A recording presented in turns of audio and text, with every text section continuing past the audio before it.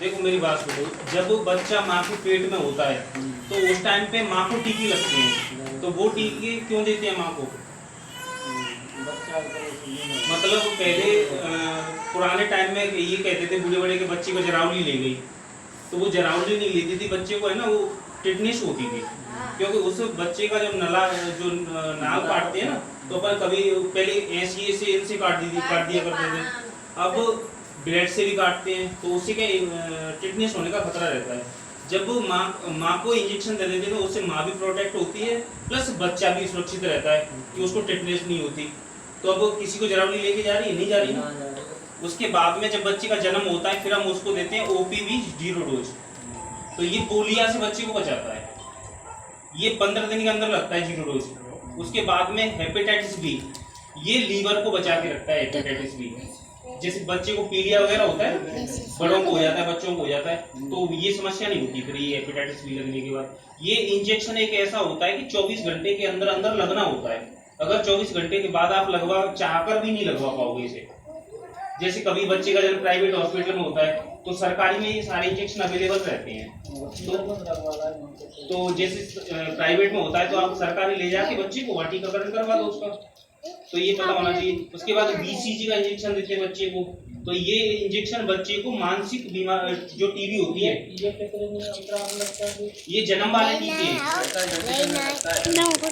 ये BCG 1 साल तक लग जाता है। ये मानसिक टीबी से बचाता है बच्चे को। जैसे आपने देखा होगा मंदबुद्धि टाइप के बच्चे होते हैं, वैसे नहीं होते बच्चे इसको लगने के बाद। फिर उसके बाद में बच्चा 1.5 महीने का हो जाता है, फिर उसको हम देते हैं OPV देते हैं पोलियो से बचाने के लिए, प्लस रोटा वायरस की दवाई पिलाते हैं। उससे क्या है बच्चे को उल्टी दस्त से बचता है बच्चे को ज्यादा उल्टी दस्त नहीं होती, डायरिया नहीं होता बच्चे को। उसके बाद में FIPV का देते हैं 1 टीका, तो उससे बच्चे को पोलिया कभी नहीं मारता है, जैसे ये अपंग वगैरह हो जाते हैं वो नहीं होते। उसके बाद में PCV का देते हैं, तो बच्चे को ये पूरे डोज 3 मिल जाते हैं ना PCV के, उसको कभी भी जिंदगी में निमोनिया नहीं होगा। जो सिकाई वगैरह अपन करवाने भगते हैं बार, तो ये निमोनिया की समस्या नहीं रहती है बच्चे को। और उसके बाद में ये पेंटा देते हैं बच्चे को, तो ये पेंटा अकेला 5 बीमारियों से बचाता है। वो जो बुखार आता है ना वो इसी इंजेक्शन से आता है, पेंटा से। ये पेंटा एक इंजेक्शन है लेकिन बीमारियों को 5 को रोकता है। 5 बीमारियां ये हैं कि एक तो इसके डिप्थीरिया हो गया, पार्टुसिस, टिटनेस, काली खांसी, ये बीमारियां इनसे रोकता है। और उसके बाद में 2.5 महीने पे फिर बच्चे को देते हैं 1 टीका जांघ में लगाते हैं उसकी पेंटा। उसके बाद में 2 दवाइयां पिलाते हैं बच्चे को। और जब पहली बार अपन लेके जाते हैं तो 3 टीके लगाने के होते हैं और 2 पिलाने के होते हैं। पहली बार 5, दूसरी बार 3, और तीसरी बार जब 3.5 महीने बाद बच्चे को लेके जाओगे तो 3 टीके उसको लगाए जाएंगे, 2 पिलाए जाएंगे। फिर उसके बाद बंद हो जाता है टीकाकरण।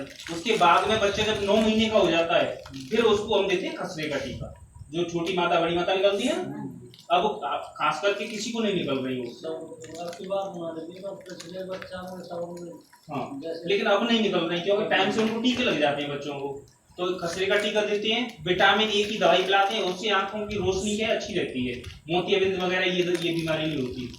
उसके बाद में FIPV का 3rd डोज देते हैं, पोलियो का बूस्टर डोज, और PCV का बूस्टर डोज देते हैं निमोनिया का, जिससे कि ये बच्चा पोलियो निमोनिया से बच के रहे। और उसके बाद में बच्चे को 1.5 साल पे टीका लगता है। OPV का बूस्टर देते हैं, पोलियो का, विटामिन A का बूस्टर देते हैं, और MR2 देते हैं बूस्टर खसरे वाला।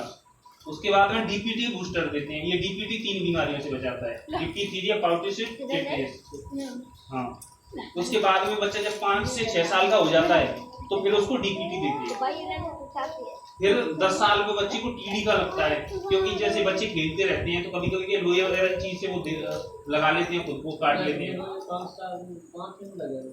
5 से 6 साल के बीच में ये टीका लगता है DPT का। अगर इसको नहीं लगाए तो आप लगवा दें। 10 साल और 16 साल का पूरा इम्यूनाइजेशन कंप्लीट हो जाता है।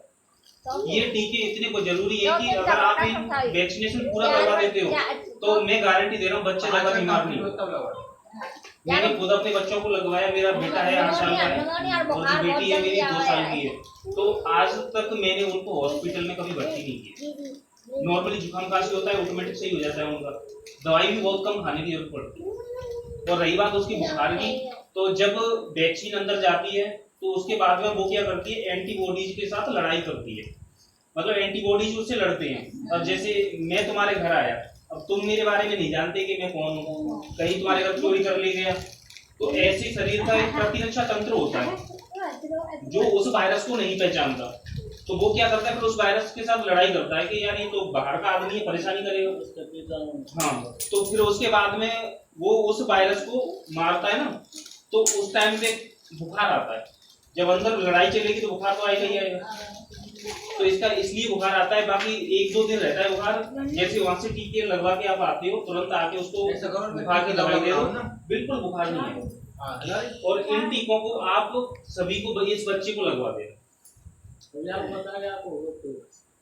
इसलिए 5 से 6 साल का हो गया कंप्लीट 5 का हो जाए तब इसको 1.5 साल वाला लग गया बहन जी, मतलब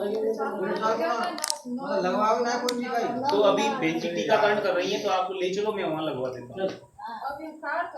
और तो कार्ड तुम तो लगवाओ, टीका टीका तो लगवाओ, मतलब कार्ड कहाँ है इसका, ममता कार्ड ले लो तब चढ़वाओ।